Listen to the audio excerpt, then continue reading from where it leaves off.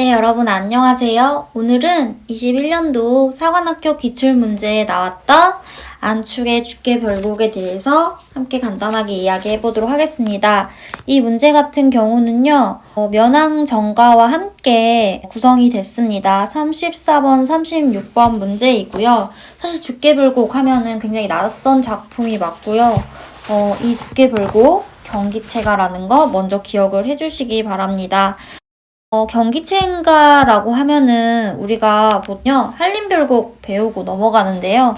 이것 같은 경우는 좀 다소 낯선 경기체가를 작품으로 다루었습니다.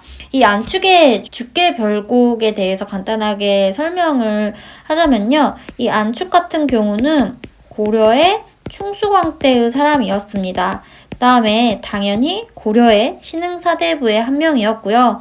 이 안축의 고향이 바로 경상북도에 있는 지금으로 따지면 풍기 지역 여기였다고 해요. 그리고 이 주계는 이게 시냇물 할 때 그 개라고 생각하면 되고요. 풍기에 있는 시내의 이름이었다고 생각을 하면 됩니다. 그래서 주계라는 이 시냇물에서 노는 모습에 대해서 풍류를 읊은 바로 노래가 바로 주계별곡이다 하고 생각을 해주시면 되고요. 우리 경기체가라는 이 갈래상의 특징 한림별곡을 배웠으면 우리가 쉽게 이해할 수 있는데 이 경기체가라는 이 형식은요, 고려시대에 이제 고려가요랑 같이 비교가 되는 그런 양반 문학의 대표적인 작품입니다. 이 경기체가는요, 경기 어떠하니 있고 라고 후렴구가 붙어서 경기체가가 되었고요. 주로 334조 또는 444조로 이루어지고 있습니다. 그 다음에 이 경기체가의 그 내용 자체가 뭐냐면 이 신흥사대부들의 어떤 풍류와 학문에 대한 어떤 자신감, 자존감 이런 것들을 주로 얘기하는데요.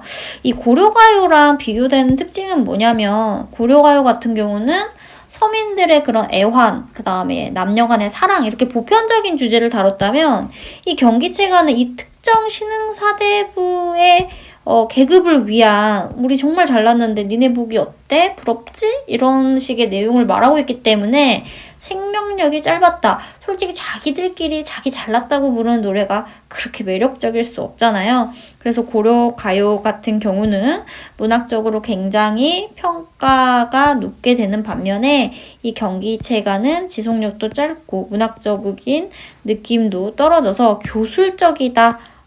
자기 그냥 잘난 내용 그냥 서술한 정도다라고도 평가하기도 합니다. 어쨌든 이 안축의 주계별곡이 경기체가였다는 점. 그래서 이제 이 본문을 본격적으로 보자면요. 이 주계별곡 같은 경우는 1장부터 5장까지 있습니다. 여기에서는 그 5장에서의 3수와 5수가 나와 있는데요.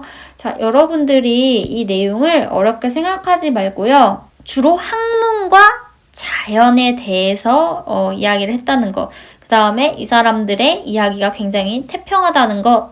이렇게 생각하면 되고요. 나에서 이제 3수의 첫 번째 찬연한 봉새 날며 옥룡이 서린 듯한 산새 푸른빛 송림 자락 이렇게 시작을 합니다.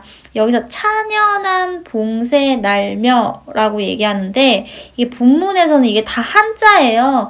고려시대이기 때문에 당연히 한자로 다 시를 썼고요. 이 채봉비 이렇게 되어 있습니다. 이 찬연한 봉새라고 얘기하는 거면 이 채봉이라는 것이 날아다니는 것을 얘기해서 채봉비라고 하는데요. 이 채봉이 바로 찬연한 봉새를 말하는 것입니다.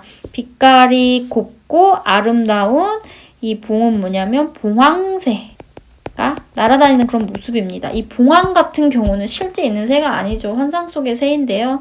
그만큼 아름다운 모습을 시각적으로 나타낸 게 바로 특징입니다. 그 다음에 옥룡이 서린 듯한 산새. 여기서 옥룡이라는 것은 바로 옥으로 만든 용을 얘기해요. 봉황이라든가 용 이런 것들 현실 세계에 없는 거죠. 그래서 약간 환상적인 어떤 분위기가 나옵니다. 그것을 이제 시각적으로 보여주고 있어요. 그것이 설인 듯한, 그거는 비유적인 표현이고 산세다.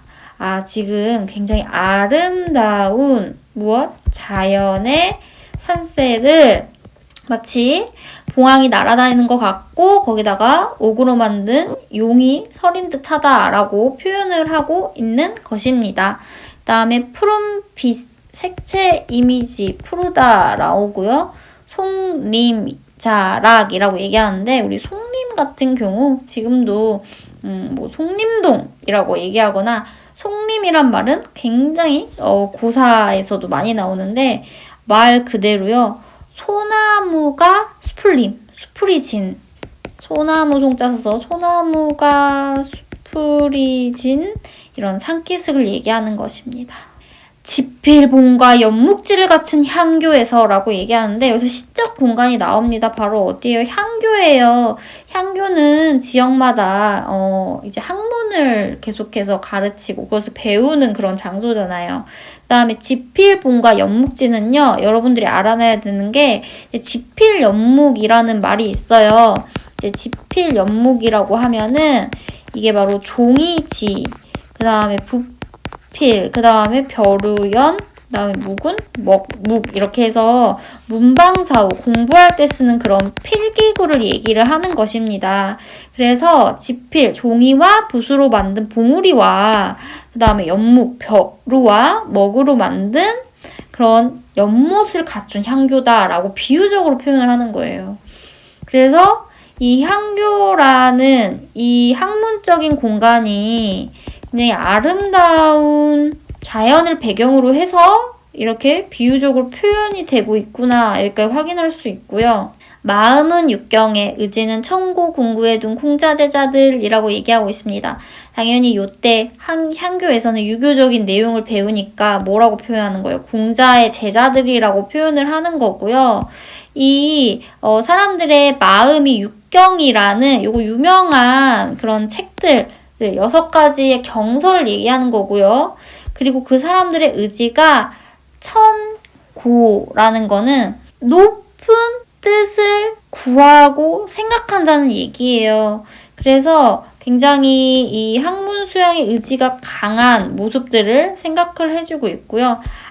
이런 거 영탄적 표현 쓰면서 봄철의 암송, 이 육경을 외우고 있는 그런 학문적인 암송이 지금 언제 봄이라는 계절적 배경에서 이루어지고 있고 여름에 농현하는 이라고 나오는데요.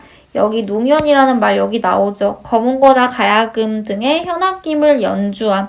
그래서 굉장히 이 풍류를 읊으면서 학문을 수양하는 이 모습이 어떠합니까? 라고 여기 보면 왜 경기체가인지 알 수 있죠. 여기 경기체가의 형식적 특징까지 나오고 있습니다.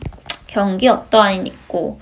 자, 그 다음에 해마다 3월이면 봄날이면 먼 노정은 그 길을 얘기하는 것입니다. 길을 오신 신관을 큰 소리로 맞는 자. 신관은요 여기서 새로 온 관리를 큰 소리로 인사한다. 반갑게 맞는 그 모습이 어떠하겠습니까? 라고 이제 경기체가 형식적 특징으로 이야기를 하고 있습니다.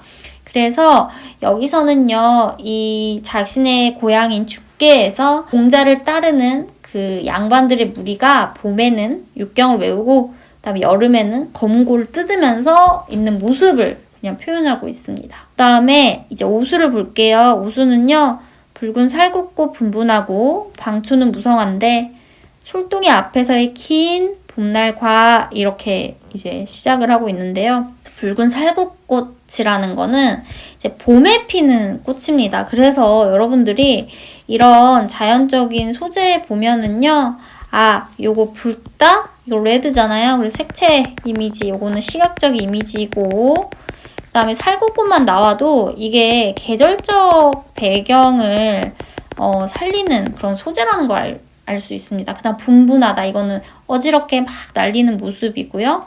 방초는요 뭐냐면 이게 향긋한 풀을 얘기하는 것입니다. 풀초자. 그래서 이 방초가 어떻게 해요? 무성해요. 자, 이것도 역시 시각적인 이미지 계속 보여주는 거고요. 술동이 앞에서의, 자, 당연히 이렇게 풍류를 즐기려면 술을 안 먹을 수 없죠. 그래서 긴 봄날과 라고 봄날의 모습을 얘기를 하고 있습니다. 그 다음에 짙게 푸른 나무, 그 다음에 그늘 속 깊이 잠긴 단청집이라고 얘기하는데요. 여기서 짙게 푸른 나무는 나무가 여름에는 무성하게 이제 잎을 펼치잖아요. 그런 걸 얘기하는 거고요.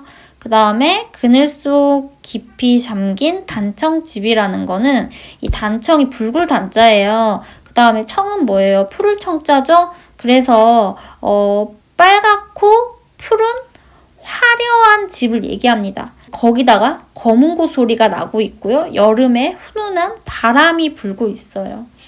그리고 그 다음은 보면은 황국과 단풍이, 여기서 이제 봄날, 그 다음에 여름, 그 다음에 황국은 뭐냐면 노란 국화꽃, 빨간 단풍이, 이 부분은 뭐야? 가을을 얘기하고 있고. 그 다음에 비단의 수노을제, 요것도요 비유적인 표현이에요. 노란 국화꽃과 단풍이 비단처럼 이렇게 아름답게 수놓는다는 거예요. 그 다음에 기러기가 날아간 뒤에, 자, 기러기 역시 가을에 날아다니는 새로 유명한데요. 여기서 가을의 계절적인 소재를 알려주는 객관적 상관물이 됩니다. 여기서 영탄적 표현 나오고요. 눈에 달빛이 비치는 경. 여기서는 눈이라는 걸 통해서 또 겨울이라는 계절감을 나타내주고 있구나. 그래서 오수에서는 바로 봄, 여름, 가을, 겨울 이렇게 사계절이 다 나와 있죠. 달빛이 비치는 경, 그것이 어떠하니까? 라고 경기 어떠하니 있고 라고 경기체가의 모습 나타나고 있고요. 중흥한 성대. 자, 중흥이란 말, 이거 뭐냐면 좋은 세상, 흥한 세상 이런 걸 얘기하는 거예요. 성대, 태평성대죠. 성대라고 하면요, 우리가 태평성대, 아주 평화로운 정치가 있고 살기 좋은 시대를 태평성대라고 하죠. 길이 대평을 즐기니, 자, 태평이랑 아주 유사한 의미로 생각하면 됩니다. 큰 편안함을 누리면서, 여기서 뭐라 그래? 사계절 놀고 지냅시다. 그려. 사계절을 놀아봅시다. 라고 이야기하고 있습니다. 이 경기체가 같은 경우는요, 사실상 문학성이 그렇게 높지가 않아요. 있는 거를 있는 그대로 얘기하고, 와, 진짜 자연 아름답다. 우리 학문의 경지 되게 높다. 그래서 우리 조금 더 놀자. 이런 내용을 다루고 있고요. 이게 그 당시에 신흥 사대부들의 어떤 생활적인 감정, 그 다음에 신흥 사대부들의 문화였어요. 그래서 여러분들이 요거 알 수 있고, 그 다음에 이 지문을 통해서 이제 문제를 풀면요, 별로 어렵지 않은 게, 우리 35번 같은 문제 보면은요, 여기서 이제 방초는 나무와 풀의 무성한 모습을 통해 여름을 시각적으로 드러냈다고 하는데, 다 알다시피 여기 방초가 이 봄이랑 연관돼 있잖아요. 그래서 여기는 이제 봄으로 바꿔서 우리 생각해 줄 수 있었습니다. 오늘 강의 여기까지고요. 다음 시간에 다시 만나요. 좋아요와 구독 꼭 눌러주세요. 안녕.